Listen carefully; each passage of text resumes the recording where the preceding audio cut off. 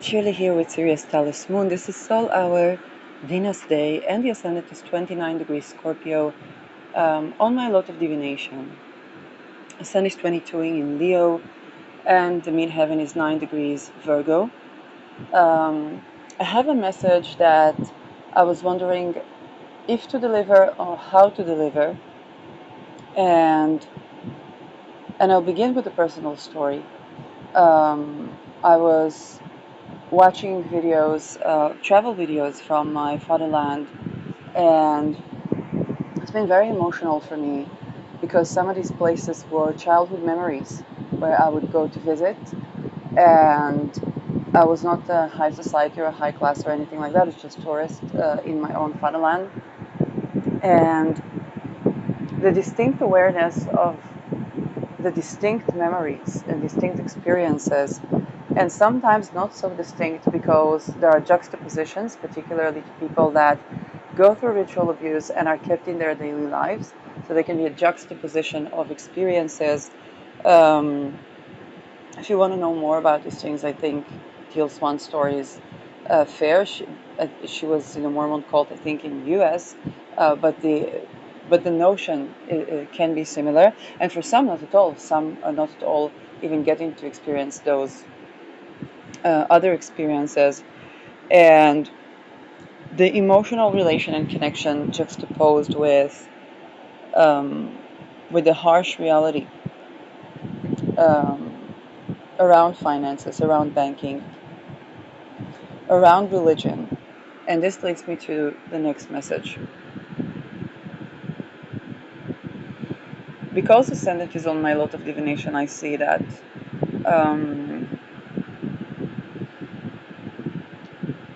okay, Saturn Neptune is the flute, and the flute is something that is very spiritual as well as very man-made. Okay, the technologies are man-made, but the overall all-encompassing reasoning and patterns are Neptunian, and it's not that it is a spiritual experience in as much as that there is a bigger picture to everything. Um,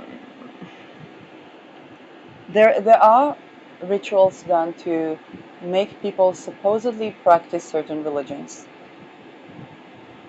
and the undermining issue about that is that those frameworks of thought, while they definitely in each and every religion, and perhaps that might be a point of interference for many of you, because in each and every religion there is an apostle, there is a rebbe, there is an imam. For example, from Islam, I heard an imam that says, if you believe Allah is merciful and all-loving, so it is. If you believe Allah is after you, then so it is. And kind of reminded me of Louise Hay um, from the Christianity. There are the notions of people like Saint Augustine that talked about the higher God, and from the way I perceive that is when people, now there's nothing wrong with people placing themselves as God, um, but it is not. We also don't want to remain in the fittest survive, because this is incorrect. Also, not the most adaptable. It's scientifically incorrect. There's a reason why animals save other animals. If you saw this memes about there's this big giant whale that saves, I think, dolphins or smaller fishes from being, or seals from being devoured by orcas. So this is something that people study because they don't know how to explain that. It's not a survival of the fittest. Why would they interfere? Um, and the desire to rescue that which we don't absolutely have to consume in order to be is there. And the many rituals are done so that people would experience or be brought into a situation where they absolutely have to consume, or absolutely have to consume in a very torturous way, um, something that I absolutely don't have to consume. Okay, and that isn't the essence of ritual satanic abuse. Whereas pedophilia, which is ritual sexual abuse of children, um,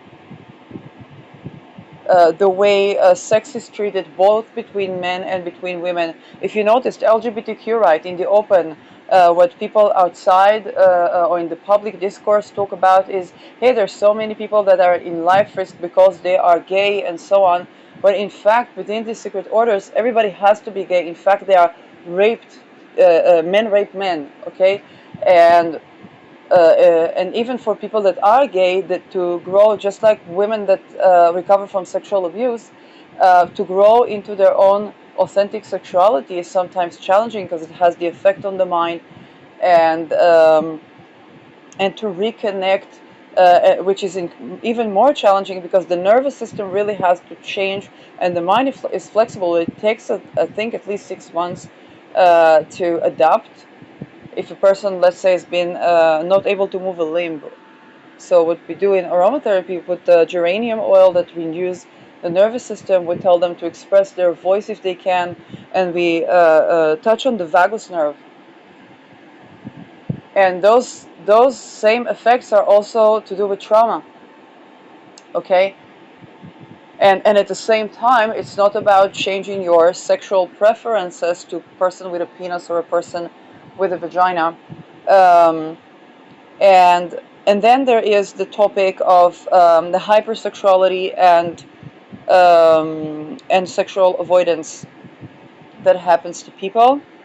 Um, Incubus and succubus is a ritual, but what people need to understand about that is just like in every ritual, and this is why I don't have the Epstein list out, because let's take it. Okay, everybody saw pictures of Donald Trump with Jeffrey Epstein, or Jeffrey Epstein himself. Okay, but the people are tortured, then there are other people that are also tortured that are acting through these people. This is the gloved hand. Okay, on a psychic level, it's the gloved hand. And those who are energy sensitive might even notice certain energies within a different person. Even when you listen to my voice, you hear, I don't know, I talk about Teal Swan, my energy changes. I have, I don't know, thinking about a colleague of mine, my energy changes. And those who know these people can notice that they might even identify the different people when they listen to my voice or hear my energy. And when it comes to what allows those life negating behaviors to exist is a lot of the practices and beliefs they ask for people to follow when they do the ritual abuse. It's like a collapsing loop, okay? It's a system that collapses itself, and that is also important to know, because it's essentially, it is a system that is created to collapse itself. That's what it's created for. And when people buy into the practices, now you can, let's say it's Judaism, okay, you can light the candles in Shabbat. It's not about the outer practice. It's more about when you come to, well, there are, for me it's easier to talk because I'm in Israel, so we are exposed more to the esoterics and to the ritual practices to do with Judaism. Bless me. And for example, in my culture, it means blessing or true, whereas in Indian culture, it means that you have to balance the third eye. And it's a balancing act of the third eye. So there are sects in Judaism, which is absolutely not Jewish, but that's what they're told in the Cheder and so on, where they think is okay, they say it's okay to rape a child. It's not a rape. If it is infant, it's not a rape. Those things actually come out of these cheders and these yeshivas. And I'm third generation to a Holocaust survivor. Lost his entire family. And when I hear these things, I see these people, they're going extinct. Because in my grandfather's time, um, there was ritual abuse. There was ritual abuse. It's not only done in certain religions, but whoever pissed anybody off would be Jew. But when people do that to children, they create a system that collapses itself.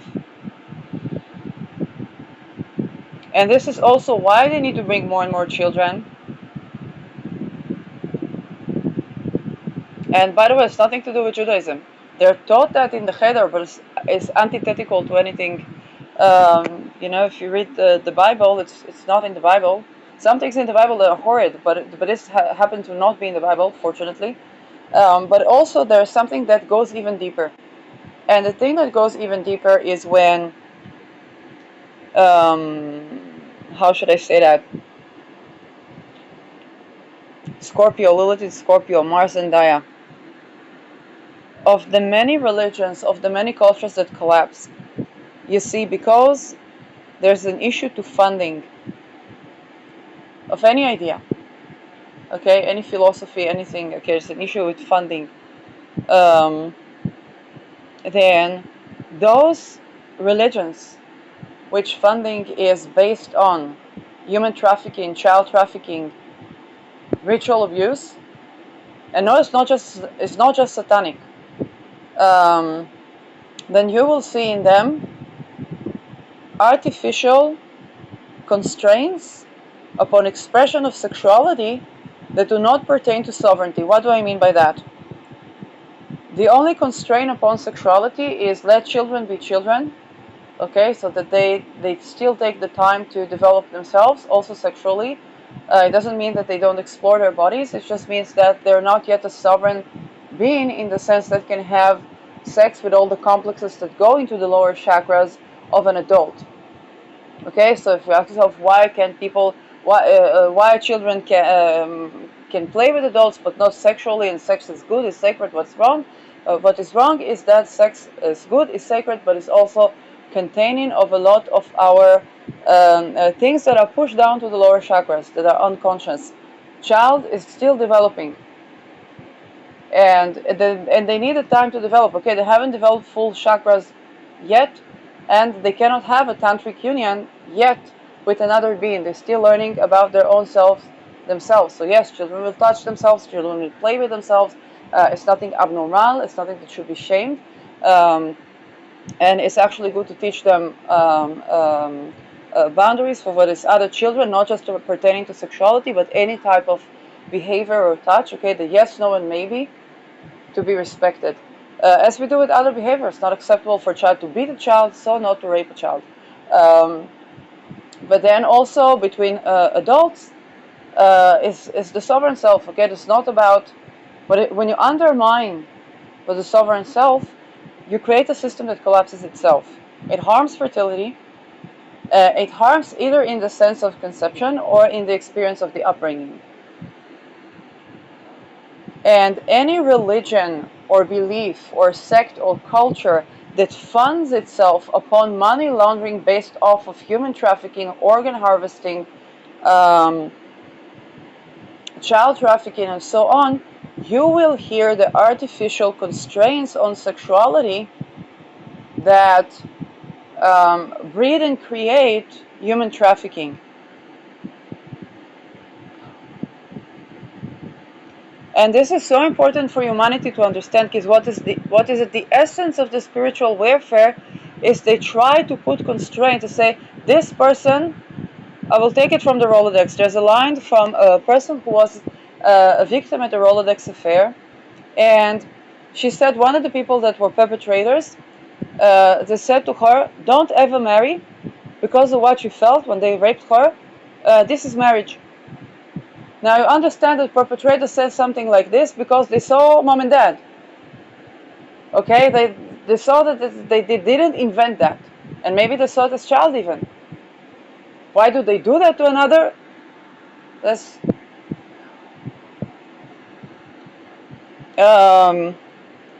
and you see how the lost soul or the fragmented soul of the perpetrator at that point said something essentially to that society true. And where there's human trafficking, it's also in marriages like that. This is why whenever somebody talks about, this is why they say, oh, the Me Too went too far, both because people are overwhelmed with the effect of these things, because this is life negating, identity negating, it's fragmentation. And then people go into the polarity of avoiding sex or being a hypersexual because the heart is harmed. And then there is a mix of the languages, so people mix for the eroticism, they mix between something that is erotic and something that's non-erotic. Um, and yes, everything is going into this chaos, but they're more susceptible to have shame, lack of, not lack of chaotic boundaries, chaotic attachment patterns. Okay, fragmented attachment patterns. For those who learn about disorganized attachment, okay, Teal Swan recently had a video about that. And yes, it's the result of ritual satanic abuse, but the result of ritual abuse doesn't have to be satanic. And all the religions that try to put the boundaries on the sexuality that are not supportive of sexual sovereignty are basically being funded by human trafficking. And it means that everybody, whether you are married, not married, a whore or Madonna, a respectable man, gay or straight, okay, you will not have life. You will have constant quantum stage where you want to die and you want to live at the same time, and perpetually. And they do this ritual several times a year. And this is also society that will suffer a lot from ritual abuse. You know, societies that everybody doing witchcraft,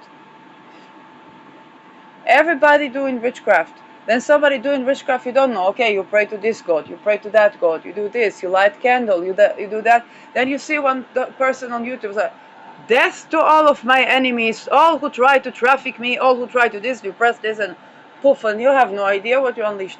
Okay, and so. But this is exactly what is the societies, that they fund themselves on that which is completely inhumane. Let's say even people who grow cattle, okay? There is shamanic way to slaughter an animal for food. It's not ritual abuse. It's not about the suffering of the animal. It's about reducing the suffering of the animal, making the crossing over as sad as it is possible, so that the meat or the food, even when you you do herbs work, okay, or even magic with herbs, okay, you ask for the herb, okay, the normal way to do that. Of course, there's neurodivergent way, but normally it's about fasting at the same a certain hour, usually in the dark, or to cover the plant. And the plant is supposed to be quick, and the plant is supposed to be covered and not feel okay for what is happening, because we are attributing to the fact that the plant are sentient and are conscious. So if you think about ritual abuse, has completely no sense. It is antithetical to life and is made such that it perpetuates that which is antithetical to life. So if you eat from that or if you drink from that, yes, it's antithetical to life.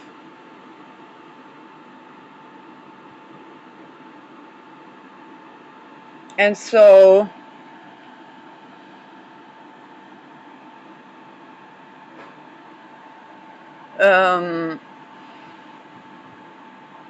what we have right now is a lot of competition over the consciousness. And you understand, when there is spiritual warfare, it is because people don't fight on something that's not valuable. Okay, if it doesn't have value, people don't fight over that. So, but the people that are amidst those arenas, they are competing over your value. It can be psychic, it can be spiritual.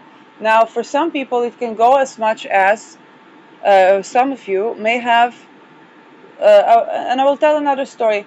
I had a friend who was a relationship coach, and she learned from the manifestation, Abraham Hicks, and so on.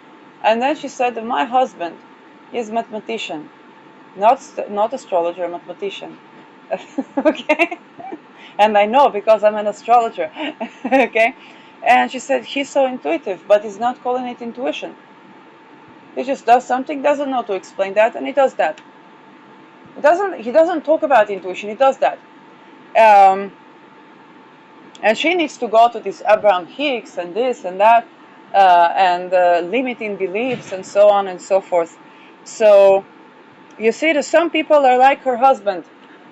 They have this intuition, or they have this, they don't know how to explain that, they don't think about it that much, and to other people it can seem like, I don't know, they've met Jesus Christ itself.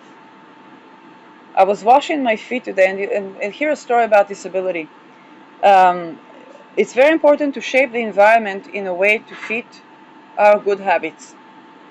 And for me, I noticed that I said, I want to wash my feet, so I just put a soap next to my bed, and I said, well, I have this thing that covers me, and then a glass of water, a bottle of water.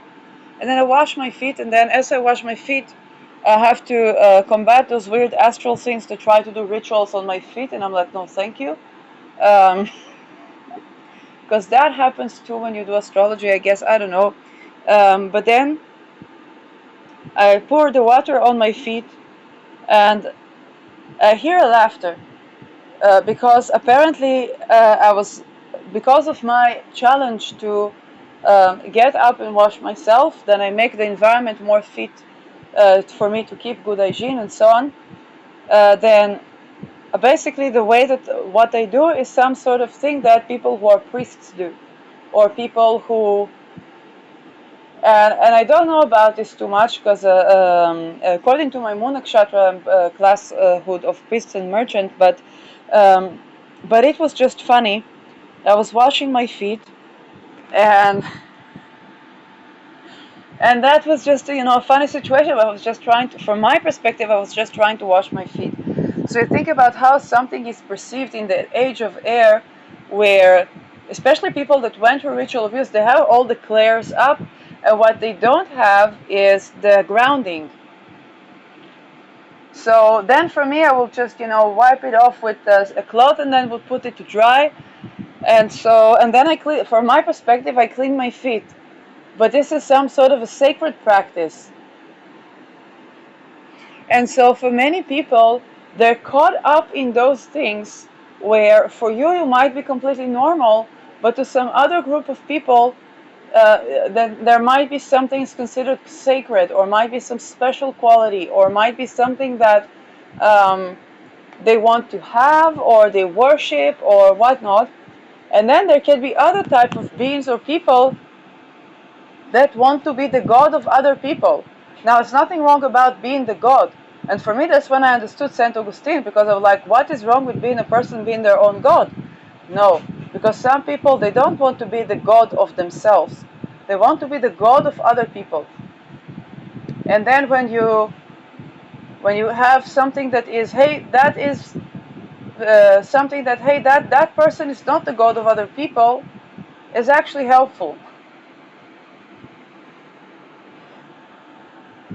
Because it is the ego, and it's usually because they went through a lot of ritual abuse, simply put. Okay, that's just so.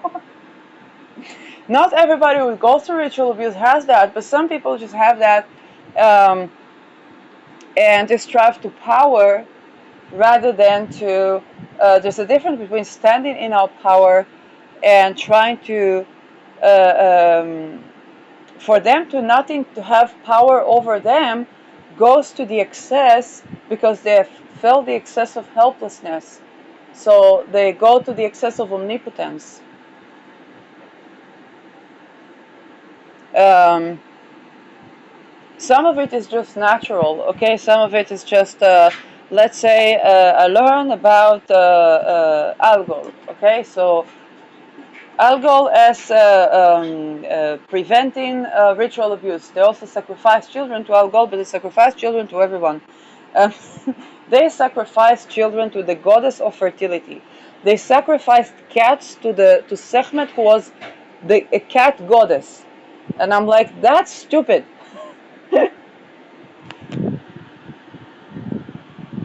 um, By the way, a little bit of divine comedy. I saw a short about someone as Jesus knocking on his door.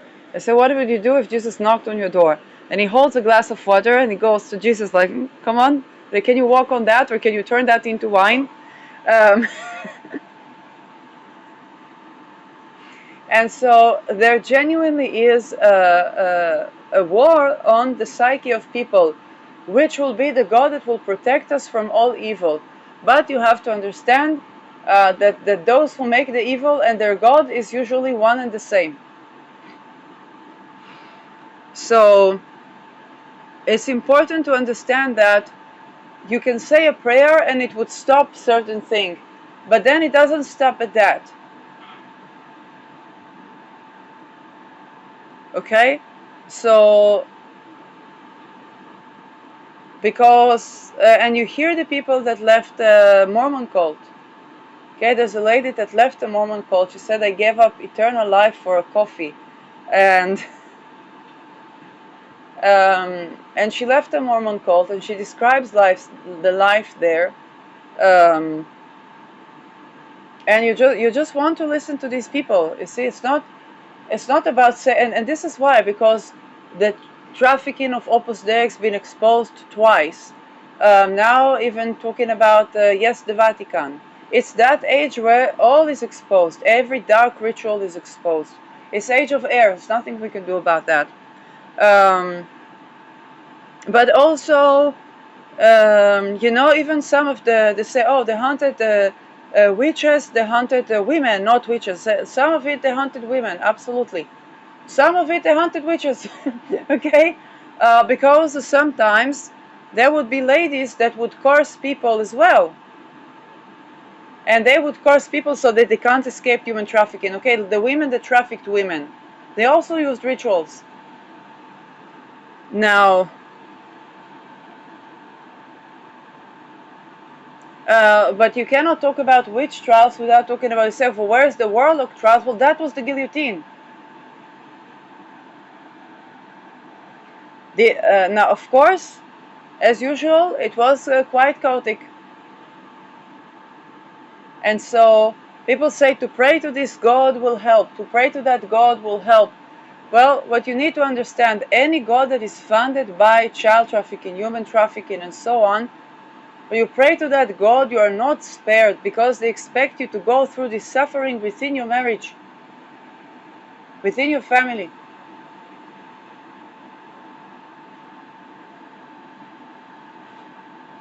And this is where people have to be discerning.